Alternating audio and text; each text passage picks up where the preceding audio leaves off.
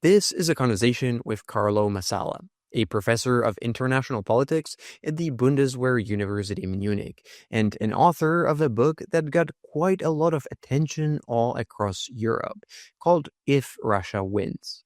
In the book, Carlo portrays a hypothetical scenario in which Russia ends up achieving a limited victory in Ukraine, then pursues a period of normalization with Europe, and a few years later launches a limited attack on Estonia in an attempt to break up NATO unity, which in the scenario turns out to be a success. Carlo is not the first person to present a scenario in which Russia tests NATO, but what makes this different and unique is how exceptionally realistic this one is. From the start to finish, I could genuinely see most of it happening, and in many instances, I thought that the scenario was not just plausible, but actually the most likely way things would happen, which makes it all the more frightening and worth consideration. In this conversation, we pick the scenario apart, explore how it would play out, and what would it mean. We talk about whether Russia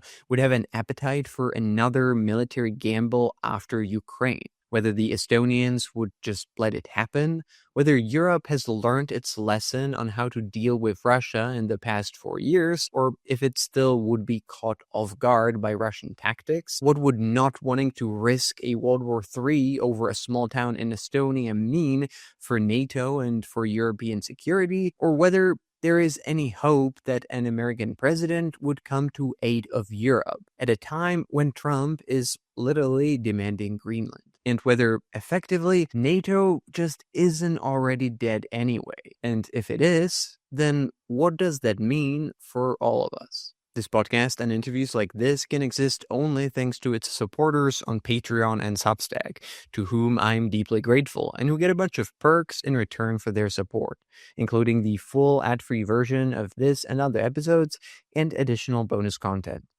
And if you want to get even more geopolitical analysis, I also write a newsletter.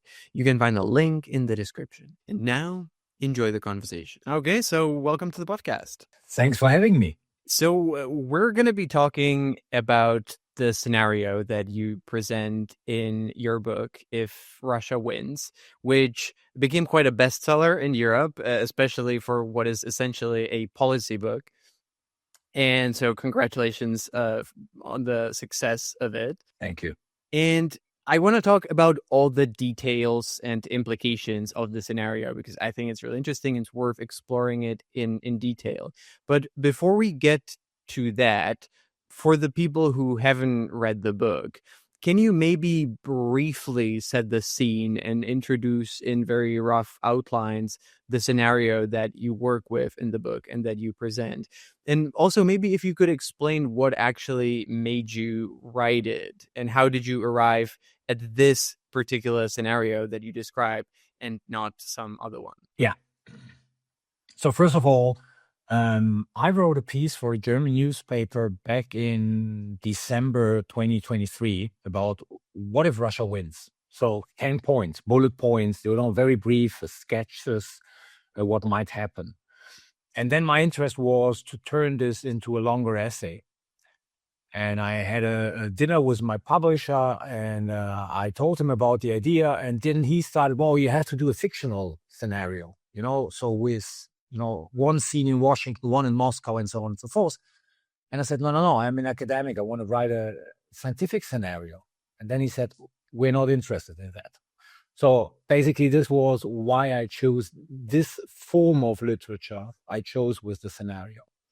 Second, I wrote this scenario against the background of the debates we had in Europe, summer 24, when basically all the military intelligence services came out with the assessment that Russia, within a couple of years, will have an army that, if it is politically wanted, can attack a NATO country.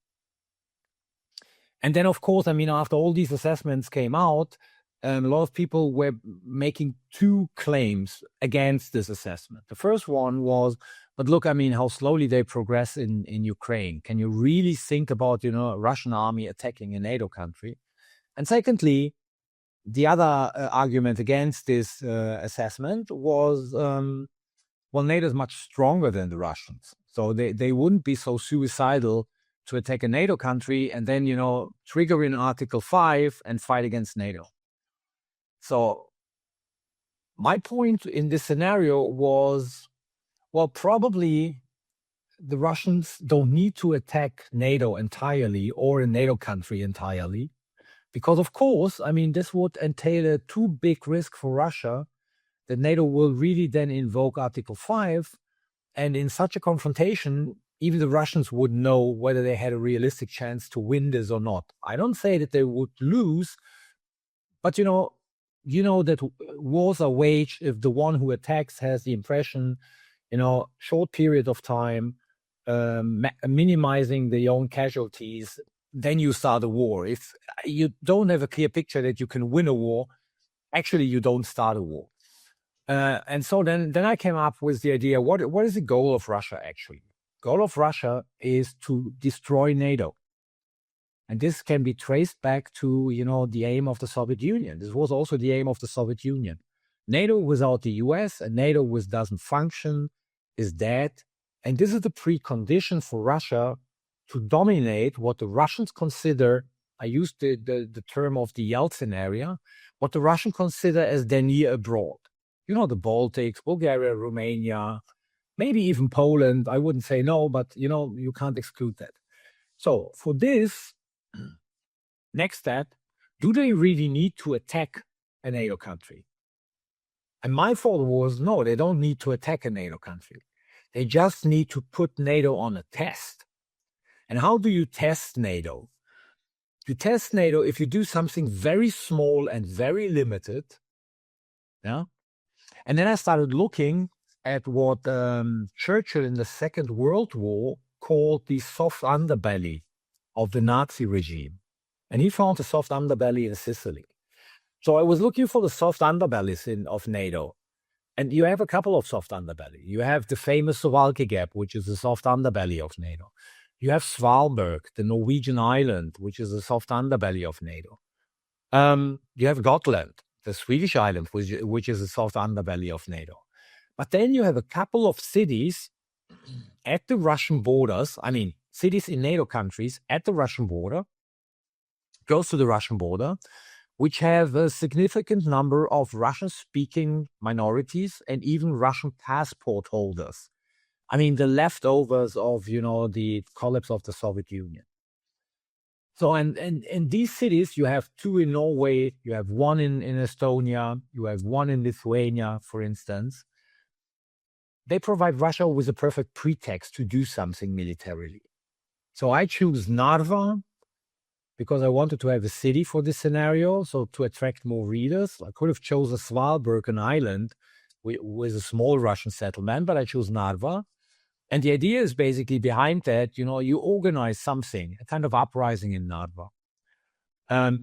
You claim that the rights of your minorities abroad are oppressed. And this all reminds, the narrative of the Donbass in 2014. And then you move in, you occupy the city, you communicate to the rest of the world. It's the protection of the rights of your ethnic minorities abroad. This is what drives you to take the city over. And then you communicate to NATO. Do you really want to risk a major conventional confrontation? And with Russia, which always entails a nuclear dimension for the liberation of a 50,000 inhabitant city close to the Russian border. And that's how you put NATO on a test. And what is important to know, this is basically, the main story. What is important for me is that in my book, this scenario doesn't start in Narva. It starts with a kind of migration crisis caused by the Russians in sub-Saharan Africa, and a little bit of a help from the Chinese by causing a minor crisis in the South China Sea. Why did I start with that? Because I think our enemies, the enemies of NATO or NATO countries, they're looking at the globe as one theater in military terms. And if you start a kind of migration crisis in sub-Saharan Africa, we all know the number one issue in Europe is migration. So the European Union will entirely be focused on managing and preventing this kind of migration crisis. And if you do something in the South China Sea, usually the normal answer of the US is you send a carrier group there, just to deter this crisis from escalating. So both actors, the Europeans as well as the Americans, are in some way or the other distracted. And this is, now I use a good old German term, and this is the best way for the Russians to have their Hauptstoßrichtung, which is Narva. So this basically is more or less the scenario. Yeah. Well, I thought that when I was reading it, you're obviously not the first one to present a scenario in which Russia tests NATO. And even Narva has been speculated about as being possibly the target for that quite a few times. But the way you describe it from all the aspects and from all the details, and the way you portray how it could happen, it really comes across to me when I was reading it as extremely, and I would say uniquely realistic. And in the sense that I really thought that the way you portray the things is a very realistic way the things could happen. And in fact, it could be the most plausible way the things would actually happen. So in that sense, I think that it was extremely beneficial that you wrote it, and extremely interesting as a scenario to think about. And I thought that probably a good way to explore it would be to kind of go through the scenario and step by step, and talk about the different aspects that you present, because I think that a lot of them deserve a closer look, and I'd like to see how you think about them.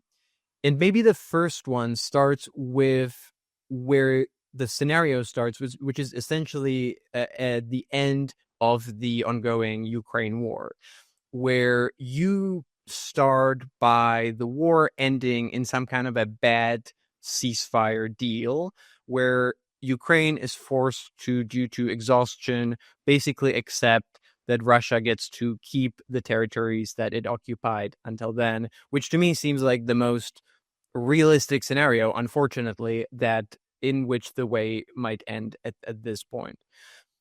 And I was wondering, because the way you present it, you basically present it as a bad deal that is a victory for Russia, encourages to move forward, and it plunges Ukraine into chaos.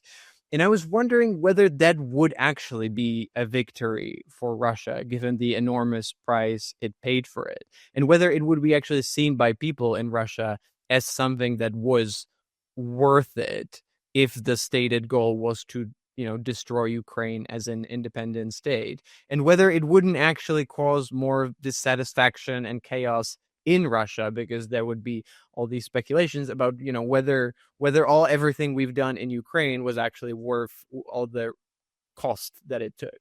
That's an absolutely legitimate question. And I would answer, for that reason, I basically have a new Russian president in Russia. With this victory, Putin basically resigns and a new guy comes in. Yeah, which of course, would represent for the Russian population some kind of new beginning. So that all these questions, whether the war was worth it and the price the Russians and the Russian economy and the Russian army had to pay for this was really worth it.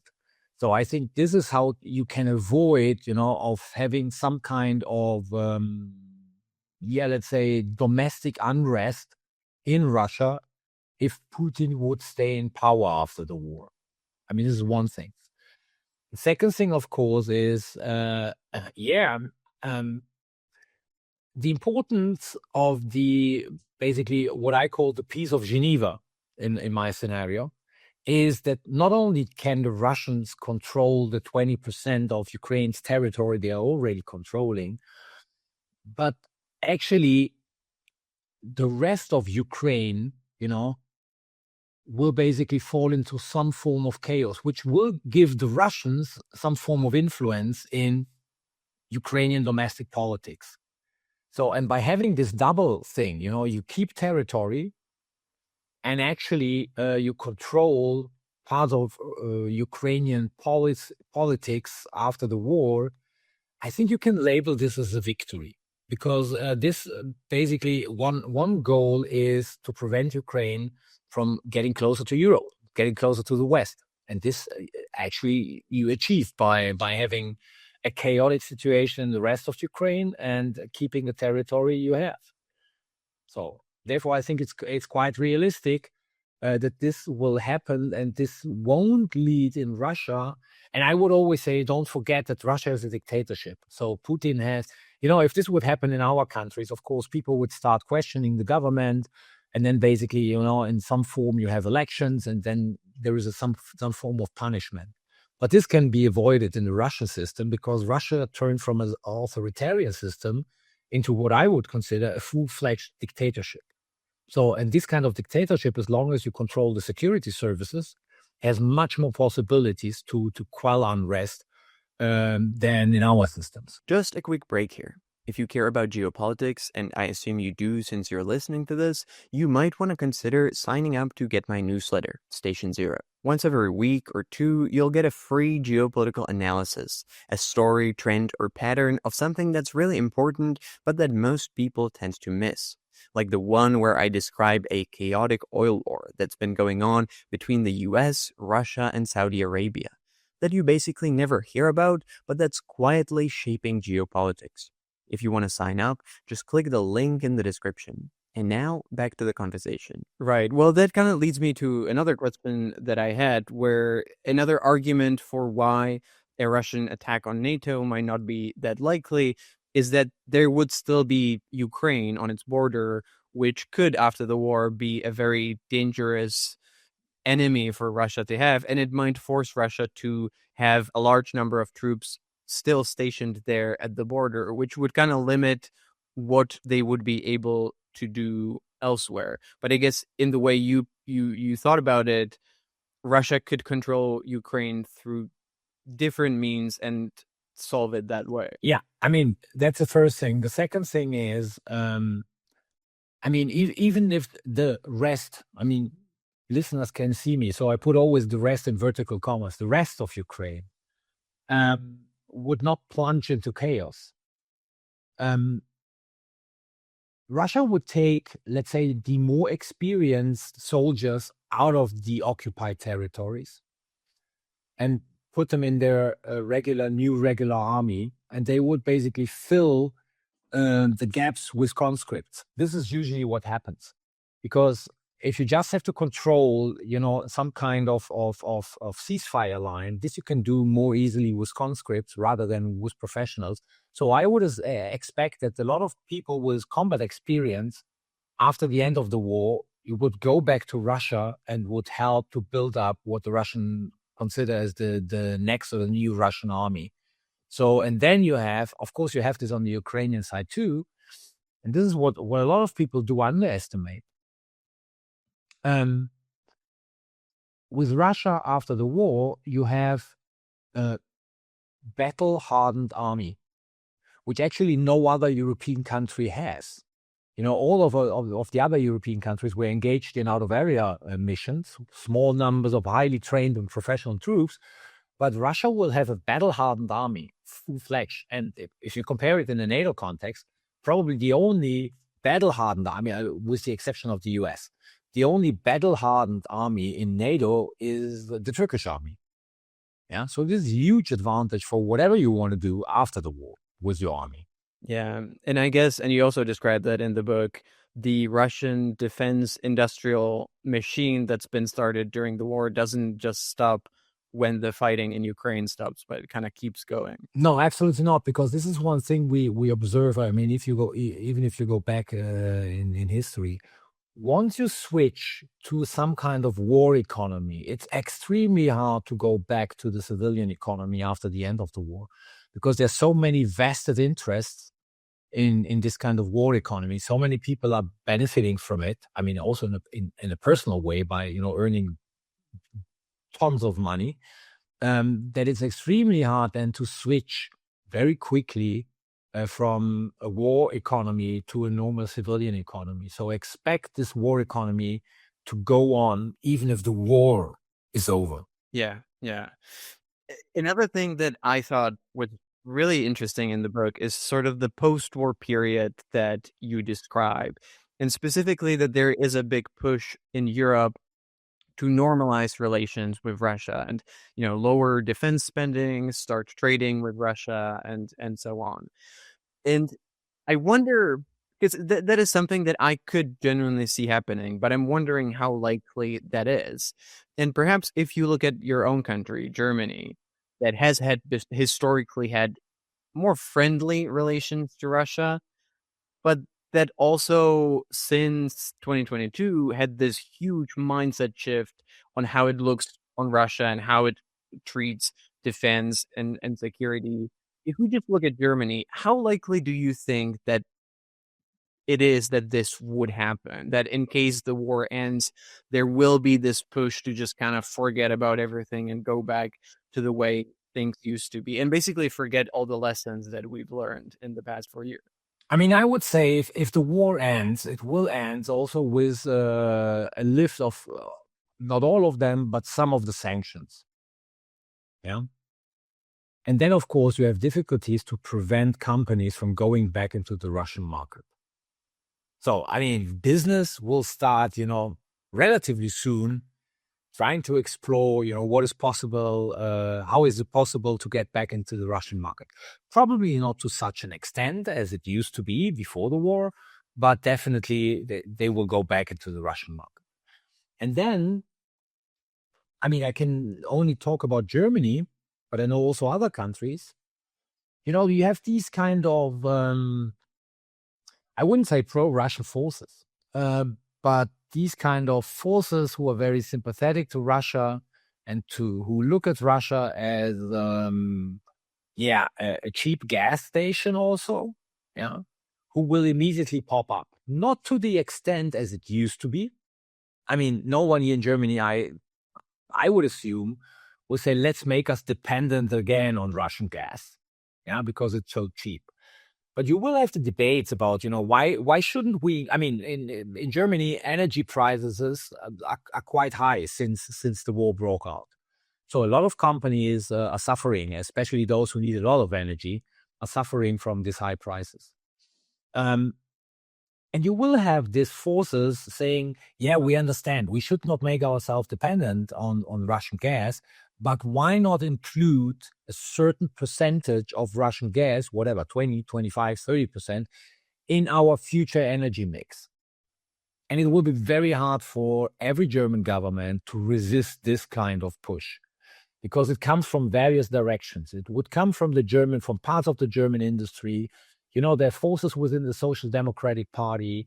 There are forces within the Christian Democratic Party. Then our far-right parties who are in certain regions very strong, they always make this point. I mean, they make this point since 4 years that we should get back to Russian gas. So in total, it's a critical mass which will then put a lot of pressure on the German government. And it's hard to resist. So therefore, I can imagine that not the day after the war is over, but a year after, if the Russians, refrain themselves from threatening anyone for a year, that you have this debate like, okay, it's bad what happens in Ukraine, and we understand that we can't go back to the German-Russian relations we used to have after 1990. But, and this is then the argument, okay, Russia won't go away. Russia is a European power. We have to deal with Russia. So let's start making business. Let's start, buying gas from them. Not to the extent we used to do this, but let's normalize the relations in some way or the other. And this definitely will happen. And I think it will happen in a lot of European countries. And it will be difficult for the respective government of these European countries to resist these kind of pressure. Yeah. And do you think that it's basically a given that the sanctions will go away, at least partially, once the fighting stops in Ukraine? Well, I mean, first of all, it's part of the negotiations we're seeing right now. It was part of the 28-point plan. I haven't heard anything that in the 20-point plan, it's excluded the lifting of the sanctions. And I mean, if you want to get Russia on the negotiation table, this will be a Russian demand. I mean, Russia will not accept anything if sanctions are not lifted, or part of the sanctions are not lifted. So therefore, I think once we have some form of agreed ceasefire, we will have also the lifting of some of the sanctions, especially in the energy sector, in the banking sector, and in trade. Yeah. Maybe to get back to basically to the bad peace deal that this scenario starts with. And also what happens after with Ukraine, because you describe how, there are economic problems because the allies don't want to fund Ukraine anymore, which is what helps plunge Ukraine into the chaos. I think that both of those are things that I could definitely see happening. And I think that those are things that, if it were just up to the American president right now, would probably happen. But they haven't happened because Europe so far hasn't let it happen. And it's because the European support that's still there, it's still existing. It's basically what keeps Ukraine going, and what keeps this sustainable. And how likely do you think that this is? Because it seems that so far Europe has managed to stay the course, even despite the American pressure. How likely do you think that it is that this would suddenly change and that we would sort of abandon Ukraine? Because if it hasn't happened yet, there's a good chance that we might stay on the course and the worst case scenario might not unfold. I would say that we are right now at some kind of tipping point with all of our societies. I see more and more questions asked by societies where it's really necessary to continue supporting Ukraine the way we did it over the past 4 years. Because for people, I mean, this is the 4th year of the war, we are not very good in realizing that sometimes you are in for the long run, and that this long run has costs, and also consequences. So I see, I've recently been to Denmark, which is a strong supporter of Ukraine, but they had communal elections, not even regional. And in the communal elections, Ukraine was a topic among the parties. Because the money, of course, the Danish government sends to Ukraine, why don't they invest it into communal affairs? When I was in Poland 2 weeks ago, I learned that the anti-Ukrainian sentiment is rising in parts of the Polish society. We have the same thing here in Germany. Then added to this is the whole question of rearming your national armies.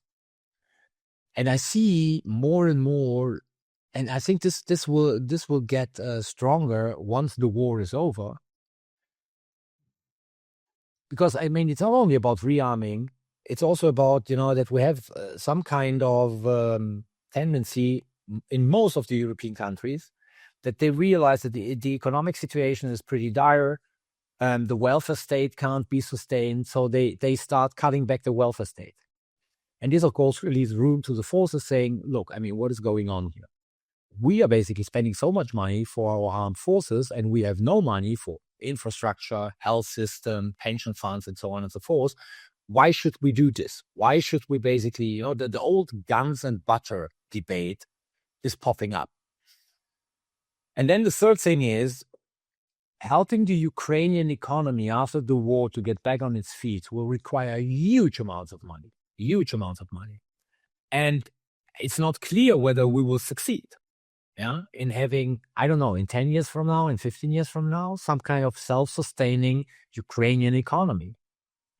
And this will also trigger the same debates because it's about money in times when in most of the European countries, it's not foreseeable that the economic situation will get better anytime soon.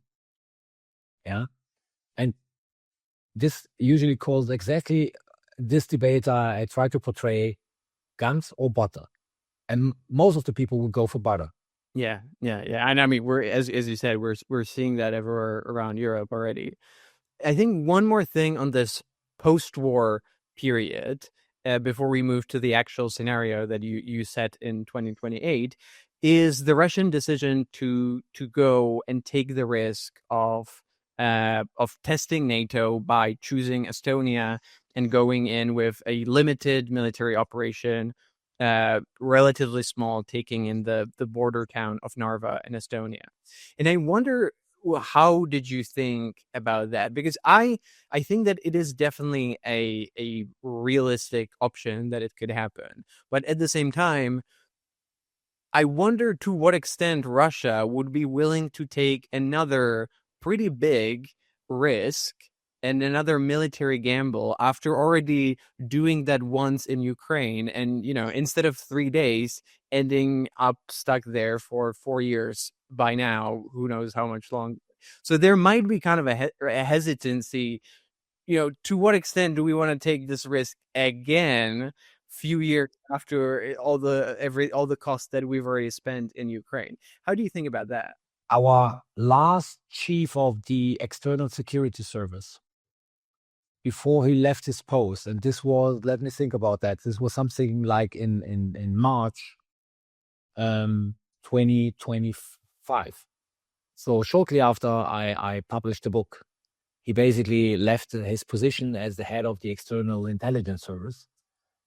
And differently from all the other external intelligence services or military intelligence services with their assessment about 2029, the Russians might be ready, he basically said in 2 interviews, we have indications that there are circles in Moscow who don't believe in Article 5 any longer and would like to test it. So it's not only, like the assessment of military intelligence services that they were counting basically the tanks Russia produces and the missiles. And so he said, we have clear indications that they don't think, that certain circles don't think that Article 5 is relevant any longer in the framework of NATO.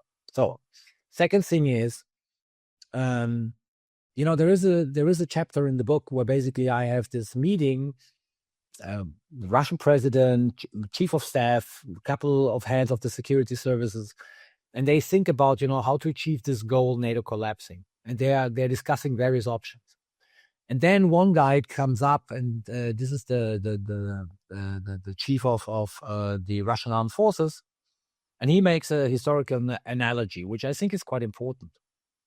And he basically said, he told his peers the story of the remilitarization of the Rhineland, which happens in Germany in 1936. And for those who are not familiar with that, the Versailles Treaty, because of French concerns, didn't allow the Wehrmacht to have a permanent presence in the Rhineland. This goes back to the 1920s, when basically there was the Ruhr crisis and so on and so forth. So Hitler came into power in 1933, as you know.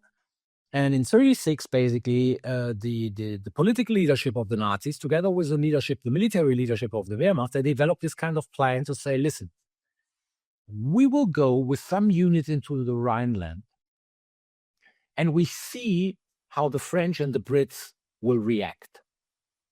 And if they react in one way or the other, we basically will withdraw immediately from the Rhineland. But if they don't react, we stay. And this is the logic behind my scenario. If Russia would take the city of Narva or any other, soft underbelly of NATO, and NATO would invoke Article 5, the Russians can immediately withdraw into their own territory. And I don't think that NATO will then go after the Russians on their own territory. Yeah. So for Russia, taking something which is close to their border is a risk they can calculate. Because if NATO reacts, they're out. If NATO doesn't react, they won. And this is the historical analogy to the remilitarization of the Rhineland. As the Nazis said, if the French do react, we are out. And then they discovered basically the French don't react, so they remilitarized the Rhineland. They stayed there with the Wehrmacht and violated the Treaty of Versailles. Well, I think that moving to the scenario itself, you said that there are circles in Moscow that basically believe or want to believe that NATO Article 5 is dead, and they want to test it to see whether that's true. And I wonder, you wrote this book in, I think, 2024, basically shortly before the election of Donald Trump. Yeah, exactly. And now that he has been back in the White House for a year, and we've seen the way he has been acting, and the way we're seeing how he's acting today with Greenland, where he's basically threatening with annexation of a NATO member. I think that probably if I was in Moscow, I would also think that NATO Article 5 is dead. And I would be also tempted to do that. So I think two questions. To what extent has having, since you wrote the book, having Donald Trump and seeing what he's doing, how has that changed your thinking about all of this and about the scenario? And do you think that NATO Article 5 is actually still alive today? Thank you for listening to the free part of this interview. The conversation is not over yet, but the next part is only for the paid members on my Patreon or Substack. I try to make the best possible geopolitics content, and I put a lot of effort and time into this podcast.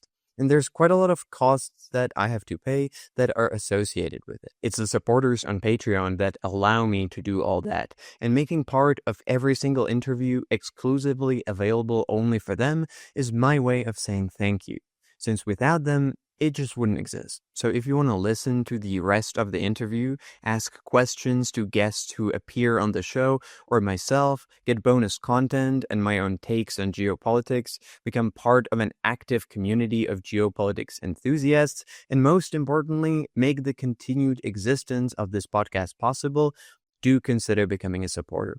It really helps. To join, you can find the link in the description or go to patreon.com/decodinggeopolitics.